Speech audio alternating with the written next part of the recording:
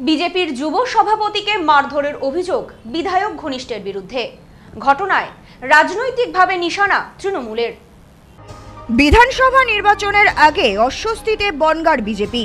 সোমবার বনগাঁ উত্তর মণ্ডলের সাংগঠনিক বৈঠকে প্রকাশ্যে এলো দলের ভেতরের গোষ্ঠীদ্বন্দ্ব। অভিযোগ, বৈঠকের মাঝেই স্থানীয় যুব সভাপতি রাজু সমাজদারকে বেধড়ক মারধর করে একদল কর্মী।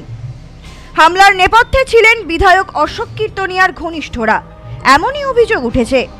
গুরুতর অভিযোগ, বিধায়ক নিজে বৈঠকে উপস্থিত থেকেও নিষ্ক্রিয় ছিলেন, ফলে বিজেপির অন্দরেই ক্ষোভ ছড়িয়ে পড়েছে।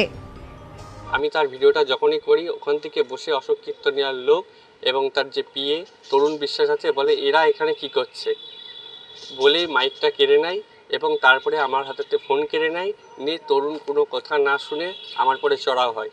তার সাথে আছে বনগাঁই বাড়ি, আগে ট্রেড ইউনিয়ন রিলেশনশিপ পেজে যে আমাদের যা আছে, উনি হচ্ছে সহশিক্ষক দীপেন্দু বিকাশ বৈরাগী। তা উনি আমার এখন দেখছি মণ্ডলের বিভিন্ন বিএলআরও প্রোগ্রামে আসছে। আমি জানি না উনি কোন পদে আছে, তবে জানতে পারলাম এই প্রোগ্রামে তিনি আমার মুখে ঘুষি মারে। তার সাথে অশোক কীর্তনিয়ার পিএ যে তরুণ বিশ্বাস, সে আমার হুমকি দেয়, বনগাঁয় আমি চলতে পারবো না আগামী দিনে যদি এইসব মারের কথা বলা হয়। এবং পার্শ্ববর্তী গোপালনগরে কিছু লোক ভাড়াটে করা ছিল, এমএলএর আগেই পরিকল্পিত ছিল। দলীয় সূত্রে জানা গিয়েছে, বিএলও 2দের নিয়ে সাংগঠনিক বৈঠকে বনগাঁ উত্তরের বিধায়ক অশোক কীর্তনিয়া সহ একাধিক নেতা উপস্থিত ছিলেন। বৈঠকের মাঝেই রাজু সমাজদারের উপর চড়াও হয় বিধায়কের ঘনিষ্ঠ একাংশ। শুধু মারধরই নয়, প্রাণে মেরে ফেলার হুমকিও দেওয়া হয় বলে অভিযোগ। রাজুকে বাঁচাতে গিয়ে আক্রান্ত হন দলের জিএস শম্পা রুদ্র। রাজু ও শম্পার অভিযোগ, বিধায়ক নিজে উপস্থিত থেকেও কিছুই করেননি, তার প্রশ্রয়েই ঘনিষ্ঠরা হামলা চালিয়েছে। আমরা আমন্ত্রিত হয়ে ওখানে যাই, যাওয়ার পরে আমি একটা ওখানে বক্তব্য রাখি, সেটা আমার যুবর প্রেসিডেন্ট ভাইকে বলি, ভাই আমার বক্তব্যটা তুমি একটা ছবি তুলে রেখো বা ভিডিও করো। তখন সেই ভাই ছবি করতে যায়, হঠাৎই তারা যেটা অশোক কীর্তনিয়ার পিএ তরুণ বিশ্বাস এবং এখন বর্তমান চলাকালীন জেলায় বিএলআর 2 দায়িত্ব পেয়েছে কি মন্টু বৈরাগী, তার ভালো নামও একটা হয়তো আছে, আমার জানা নেই।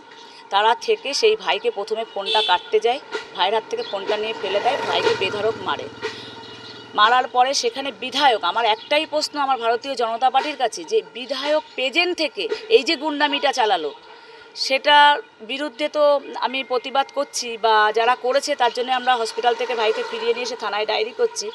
অশোক কীর্তনিয়া বিধায়ক বিজেপিরই, কিন্তু ওনার আর বিধায়ক থাকা বা বিজেপির থেকে ওনার বিজয় ঘণ্টা বেজে গেছে, বিদায় ঘণ্টা। ঘটনার পর বিরোধীদের নিশানায় উঠে এসেছে বিজেপি।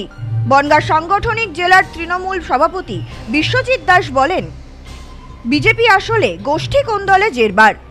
সাংসদ বিধায়কের তহবিলের টাকায় কোনো উন্নয়ন হয়নি, সব টাকা লুটপাট হয়েছে। সেই টাকার ভাগবাটোয়ারা নিয়েই নিজেদের মধ্যে হাতাহাতি করছে ওরা। যারা 2 নম্বরই কাজ, যারা জেল খাটা আসামি, এই ধরনের মানুষরা একটা দলে রয়েছেন। মানুষ ভোট দিয়েছিলেন এদেরকে। আজকে মানুষ বুঝতে পারছে যে এলাকার উন্নয়ন আজকে যে স্তব্ধ হয়েছে, এমপি ডেভেলপমেন্টের টাকায় কোনো উন্নয়ন আমরা দেখতে পারি না। বিধায়কের উন্নয়ন তহবিলের টাকা কোথায় যায় কেউ জানি না। অথচ আমরা এমএলএ এমপির টাকা যেভাবে কাজ করেছি মানুষ দেখতে পেরেছে। এরা সব লুটপাট চালাচ্ছে, আর সেই টাকার ভাগবাটোয়ারা নিয়ে এদের নিয়ত মারামারি চলছে। তারই ফলস্বরূপ যে তারই দলের লোকেরা আর এক কর্মীকে মারছে। তার মানে একটা উচ্ছৃঙ্খল দল। এরা কোনো সিস্টেম, কোনো কিছু রীতিনীতি এদের মধ্যে নেই। শুধুমাত্র ধর্মের জিগির তুলে দেয়, সাম্প্রদায়িক দাঙ্গা বাঁধাবার কথা বলে। এই সব কারণেই আজকে যার জন্য এরা নিজেদের মধ্যে মারপিট করছে। এদের উপর থেকে বলে দেওয়া হয় মার দাঙ্গা করবার জন্য, সাম্প্রদায়িক দাঙ্গা বাঁধাও। এই যাদের দলের একটা এই শৃঙ্খলা, তো এদের মধ্যে তাই হবে। তো নিজেরা মারামারি করবে, বিধায়কের সামনে মারামারি করবে। এদের কন্ট্রোল করার ক্ষমতা আছে নাকি? এরা আবার বলে যে বিধায়করা একজন জনপ্রতিনিধি, এলাকার আইন শৃঙ্খলার দায়িত্বে থাকবে, ভালো রাখবেন। কি করে রাখবেন? অভিযোগ অস্বীকার করে বিজেপি বিধায়ক অশোক কীর্তনিয়া জানান, মিটিংয়ে আমি যতক্ষণ ছিলাম ততক্ষণ কোনো মারধরের ঘটনা ঘটেনি। অভিযোগকারী দলের কোনো পদে নেই, সে তৃণমূলের দালাল হিসেবে বৈঠকে ঢুকেছিল। যদি দলের পদে থাকতো বিধায়ক হিসেবে আমি তাকে চিনতাম। রাজু দাসটা কি বললেন ওকে আমি চিনি না, যদি কোন সভাপতি হতো নিশ্চয়ই আমি বিজেপির এমএলএ আমি চিনতাম বা জানতাম। সে হয়তো কোনো রাজনৈতিক দলের সে দালাল, যেহেতু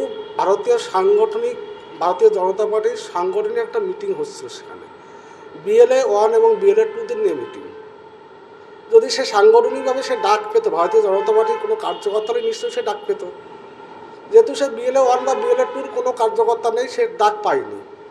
হয়তো কোনো বিরোধী রাজনৈতিক দল তাকে পাঠিয়ে এই ভারতীয় জনতা পার্টির যে কার্যক্রমটাকে ঝামেলা পাকানোর জন্য, একটা বদনাম চাপানোর জন্য এই একটা ফলস এলিগেশন দিয়ে একটা থানায় কেস করেছে।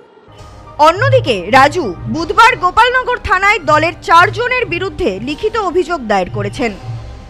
Bureau report, news no man's land, Bongaon.